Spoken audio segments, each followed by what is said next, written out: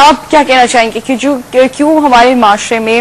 سچائی عام نہیں ہے، ایمانداری عام نہیں ہے؟ کیا چیزیں ہیں جو ہمیں روکتی ہیں کہ ہم سچ نہ بولیں، ایمانداری کے ساتھ زندگی نہ گزاریں؟ سر اس طرح ہے کہ میں اس سے پہلے کہ آپ کے سوال کا جواب دے پاؤں، عزیز صاحب نے مجھ سے بھی شاید ایک سوال پوچھا کہ ہم جو لکھا رہی ہیں وہ اب سچ کیوں نہیں لکھ رہے، سچ کیوں نہیں لے کے آ رہے سامنے۔ بات یہ ہے کہ جیسے علماء نے کہا کہ ہم تو مائل بکرم ہیں، کوئی سائل ہی نہیں، رستہ دکھلائیں کسی، کوئی راہ روئے منزل ہی نہیں۔ ہمارے ہاں تو پڑھنے کا رواج نہیں ہے،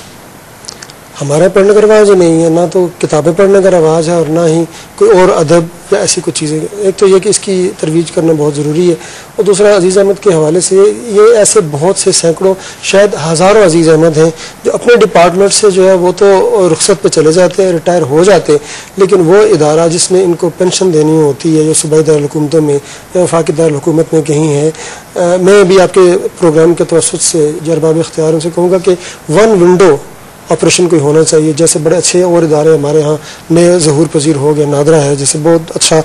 کام کر رہے ہیں وہاں، تو ان پینشن کے لوگوں کے لیے بھی ایسا ہونا چاہیے کہ وہ ایک ہی دن میں جائیں، گھنٹہ ڈیڑھ گھنٹہ وہاں صرف ہو، جو کاغذات ان کو ضرورت ہو وہاں وہ لیں اور اس کے بعد ایک سلسلہ چلے۔ یہ ضرور ہونا چاہیے، واقعی ایسے لوگ بہت قسمت پرسی کی زندگی گزار رہے ہیں۔ اس کا کوئی دعویٰ گورنمنٹ کی سطح کے اوپر جو ہونا چاہیے۔ ذوالفقار صاحب کی کیسے سے بھی ہم کہیں گے باہر کے ممالک میں دیکھیں تو وہاں پہ تو آپ کیب کے کرائے فری ہیں، 60+ جو لوگ ہیں وہ جہاں مرضی جائیں وہ ٹیکسی میں جا سکتے ہیں اور ان سے کسی بھی قسم کے جو ہے کرایہ نہیں لیا جا سکتا۔ اس کے علاوہ تو بہت سارے، اور ہمارے یہاں پہ ایسا